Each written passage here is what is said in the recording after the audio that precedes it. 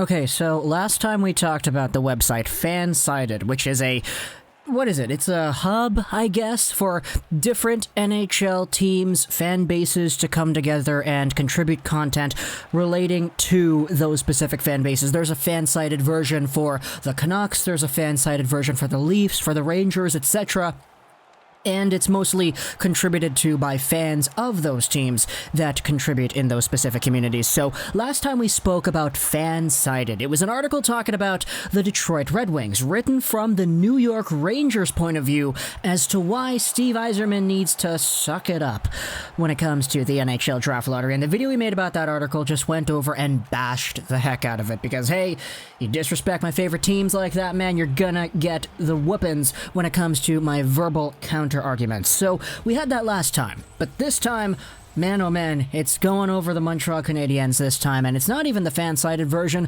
for the Habs. We're going over onto the fan-sided version of the Toronto Maple Leafs, actually, as we go over to editorinleaf.com and take a look at this article talking about how the Montreal Canadiens are looking to be among the worst in an all-Canadian division. And the tweet for this article was posted onto Twitter, and it was getting so much traction. So many Habs fans that I followed were just harping on this piece. So, I had to take my own little travels throughout this piece of writing and go over what exactly it says. And my goodness, I'm just going to say it right here, man. This is modern journalism. Right at its finest. Let's go over this article over here. The Habs look to be amongst the worst in an all-Canadian division. First off, I'm going to say it right here. If you're a writer for the Leafs, why exactly are you posting this on the Leafs version of Fansided as a topic where you're just completely bashing on another team? If you're writing for the Leafs version of Fansided, I would imagine you're going out there looking for Toronto Maple Leafs related content. That's kind of what I see when I scroll through the Vancouver Canucks version of Fansided. Trust me, I know a few people who indeed write for that platform, but I don't really see anybody going on there taking a look at other teams, So it's just kind of weird to me how the first instinct would be to write an article about the Habs if you're writing on a Toronto Maple Leafs featured page, but regardless, let's go over what exactly is going on here. The article opens up, the Leafs, Canadian division, etc. It then goes over the Montreal Canadiens, and this is kind of where we get into... oh boy, we get into some of the criticisms, I guess. The Canadiens finished last season 5th in the Atlantic and would have definitely missed the playoffs. They were probably slightly an unlucky team last year as their advanced stats were good, but then again, they're also a team that lacks finishers. Okay, first off, yes, the advanced stats were indeed good. We noted this in a few videos before, but the Montreal Canadiens are indeed one of the better teams in the NHL when it comes to possession metrics, when it comes to holding on to the puck and actually controlling the play. The Habs are very good at that, but like the article notes towards the end of that paragraph, the team lacked finishers, and they were in a spot where even though they did have all this puck possession, the problem was they couldn't score any goals, which is kind of why they were in a position where they weren't winning hockey games despite controlling a lot of the play. It contributed to a huge amount of frustration for the Canadiens fan base, and I definitely will not say that the Canadiens were one of the better goal-scoring teams last year. But it says that they're also a team that lacks finishers. And my response to that claim is, okay, well, why did they go out there and acquire Josh Anderson? And why did they go out there and acquire Tyler Toffoli? Sure, a year ago you could have said that they didn't have finishers, but they bolstered their top 9 with 2 very good top 6 caliber right-wing goal scorers. That was the whole point of those 2 moves. Anderson's a guy who provides a goal-scoring touch that Max Domi did not have, which is why they even made the trade in the first place. Tyler Toffoli, free agent. You picked him up out of nowhere. This guy can get goals. This guy was a point per game with the Canucks. This guy is a goal-scoring machine. Let's go forward with the next paragraph. The Habs were gifted a playoff spot due to 24 teams being allowed to try and qualify. They then defeated the Penguins and moved on to the regular playoffs where they lost to the Flyers. Nice editing there. Ironic for a website that's called editorinleaf.com. This is a good example of how using playoff success to gauge a team's success is pretty dumb since the Canadiens made it farther than the Leafs, but have a team that is maybe 10% as good. Where's the argument behind that? That's just throwing shade. That's not really what I would call journalism now, isn't it? That's opinion. Moving forward, though, that is to say that results are a little bit random, and we definitely read too much into them. What?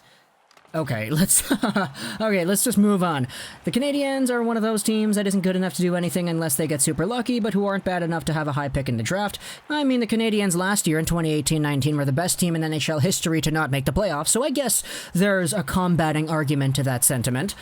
You can make a pretty good argument that they would have been better off missing the playoffs and getting a lottery pick like they were supposed to. Oh, supposed to, eh? Okay. He then goes on and talks about how the Anderson trade was stupid, talks about how he thought Peter Chiarelli had been hired to run the team. Okay.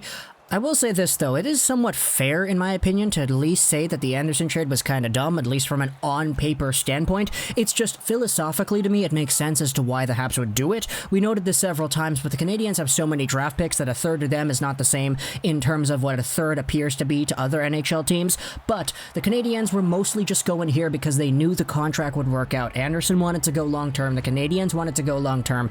It's a risk. It's a huge risk, especially with that contract. But if Anderson pans out in the way that we know that he could, which is not guaranteed, but it's still possible, it could be seen as a very nice move, but we'll have to wait and see.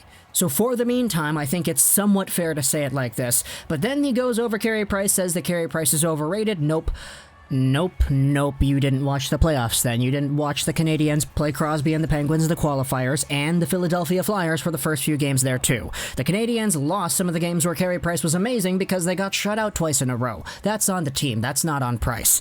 The article then flaks the Canadiens for re-signing Petrie and Gallagher, and then ends off by saying that Marc Bergevin is truly a horrible GM, and, you know, whatever. I get that there are some Canadiens fans out there that really don't like Marc Bergevin, and who have been debating whether or not he's going to get fired or whatever over the past few years, but I don't know a Canadiens fan who's upset with this offseason, man.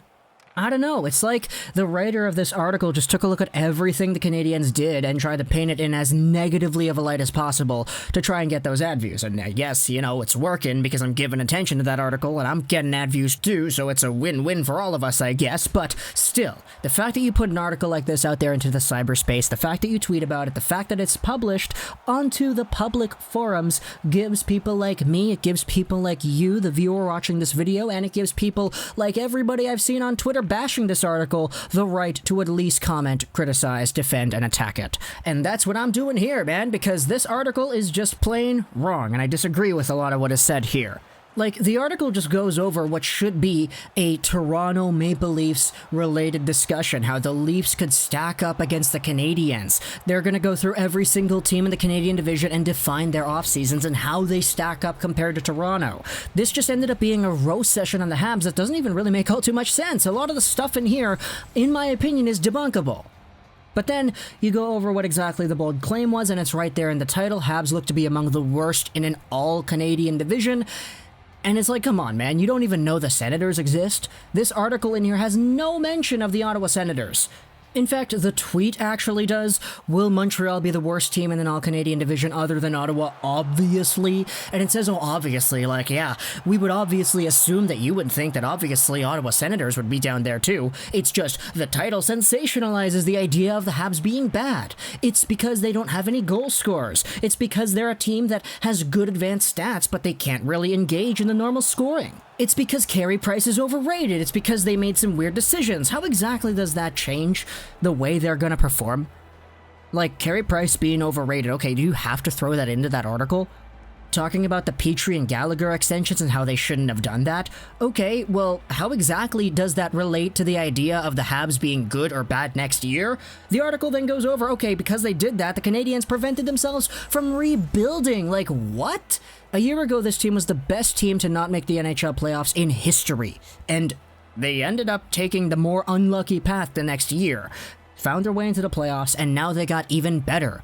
So, I'm just kind of dumbfounded that something like this even exists. So, talk to me in the comments what you think about this weird article. I'm just going to say it's weird, because I already kind of put my thoughts out there into the universe with this commentary here. I'll leave a link in the description to it so you can go check it out yourself. Obviously, you know, because I'm putting it here in the spotlight, I guess I'm expecting some people to at least check it out, but, you know, no promises. Talk to me in the comments what you think about the Canadiens having a very bad offseason and being worse than the Maple Leafs and being potentially the worst team out of an all-Canadian division for next season, because I just personally do not see it. I said this before, but I honestly think the Canadiens are one of the top 3 teams in the Canadian division, just with the way they have done their offseason. I said they were the biggest winners. Oh my goodness. Talk to me in the comments. I hope you enjoyed this video. Show that Trolls 99. And bye.